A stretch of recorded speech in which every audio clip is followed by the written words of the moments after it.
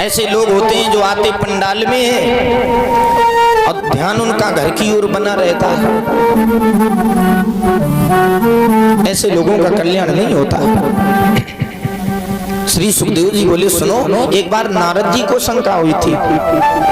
बाबा नारद, तो नारद के गर्भ से 12 बच्चा पैदा हुआ। परीक्षित जी बोले, मतलब? बोले हाँ। भगवान की लीला पर शंका हो गई। एक बार भगवान नारायण के साथ नारद जी जा रहे हैं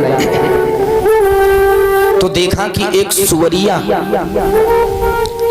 उसके 12 बच्चा है, दुग्ध पान करा रही है। नारद जी ने देखा, बोले वाह भाई वाह। भगवान नारायण के हाथ जोड़े, प्रभु जी कहिए, इस सुवरिया के 12 बच्चे हैं, प्रभु जी 12 बच्चों पर इस माँ का समान प्यार नहीं होगा। भगवान बोले, नहीं नारद, माँ के चाहे जितने बच्चे हों लेकिन माँ सदैव अपने बालकों से अत्यधिक प्रेम। नारद जी बोले, मैं नहीं मानता, मुझे तो भरोसा नहीं होता। अब भरोसा ही ना हो तो भरोसा की कोई दवा भी नहीं। भगवान ने कहा, कोई बात नहीं नारद, चले। नारद जी चले गए। भगवान ने ऐसी लीला करी, नारद जी स्नान करने गए और जैसे स्नान किया,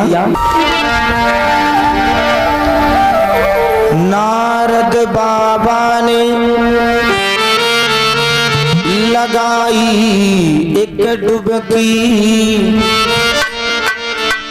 नारद के तन की हुई कई कुड़की।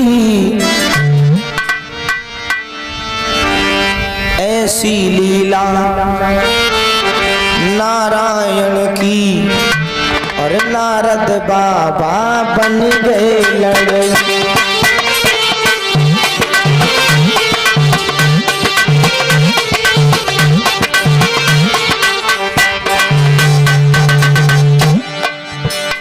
जैसे ही स्नान करने लगे बाबा नारद, भेष ही चेंज हो गया। ऐसी लीला नारायण की, हरि नारद बाबा बन गए लड़के।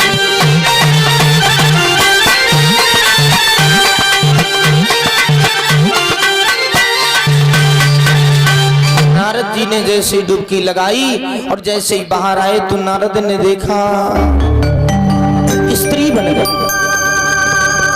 लड़की बन गई।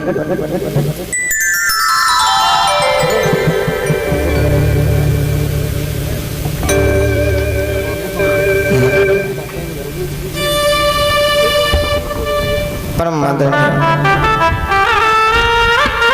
श्री वीरेंद्र सिंह यादव जी भागवत जी में 101 पुष्पद्रव्य समर्पित करते हैं, अपने लिए आशीर्वाद की कामना करते हैं। भगवान सदैव सुख शांति प्रदान करते रहे।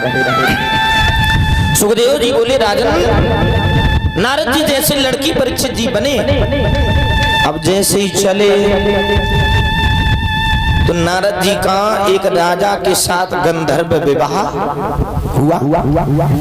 गंधर्व विवाह जब नारद जी का हुआ,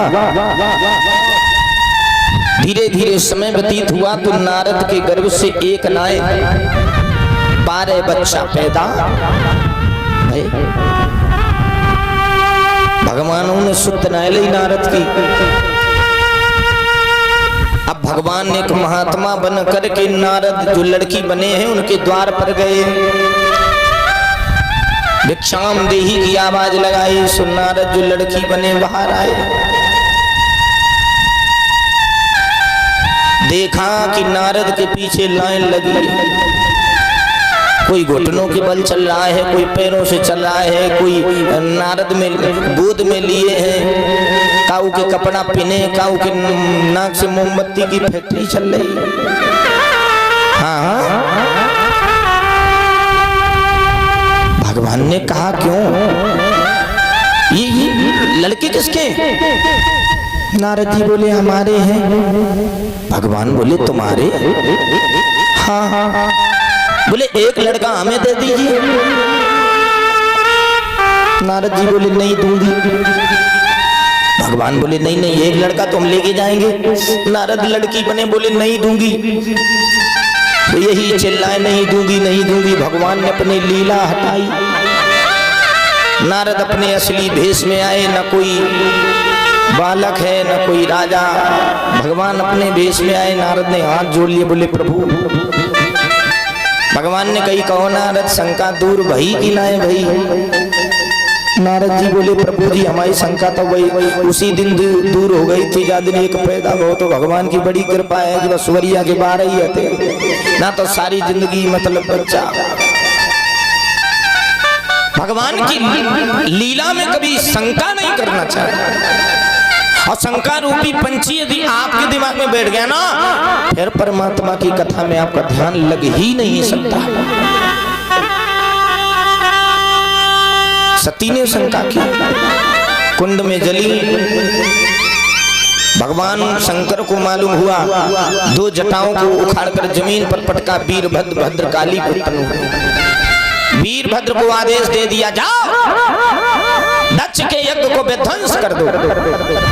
विद्वान ब्राह्मणों के द्वारा जहां स्वाहा स्वाहा की आहुति लगाई जा रही है, वीरभद्र ने मार मार करके भगा दिया और दक्ष के सर को काट करके उसी कुंड में आहुति। ब्रह्मा जी आए। ब्रह्मा जी ने कहा भोले बाबा ये तुमने अच्छा नहीं किया। देवताओं का काम होता है यज्ञ करवाना, और तुमने यज्ञ ही नहीं होने दिया। भोले बाबा ने सर तो जल ही गया था दक्ष का। बकरे की गर्दन को काट करके दक्ष के धड़ से जोड़ा और पूर्ण आहुति यज्ञ में लगवाई गई दक्ष के द्वारा। कुछ लोग कहते हैं कि भोले बाबा तो देवता थे, फिर यज्ञ विध्वंस क्यों किया? यज्ञ तो पूरा होना ही चाहिए था। लेकिन यहाँ पर परीक्षित जी यज्ञ जो दक्ष कर रहा था, प्रजापतियों का नायक बनाया गया था, कोई पद मिला था इसे, तो पद के घमंड में ये यज्ञ कर रहा था। और यज्ञ घमंड से नहीं होता, यज्ञ श्रद्धा से होता है। यदि श्रद्धा नहीं है आपके अंदर तो यज्ञ का कोई तात्पर्य, कोई उद्देश्य नहीं हो सकता।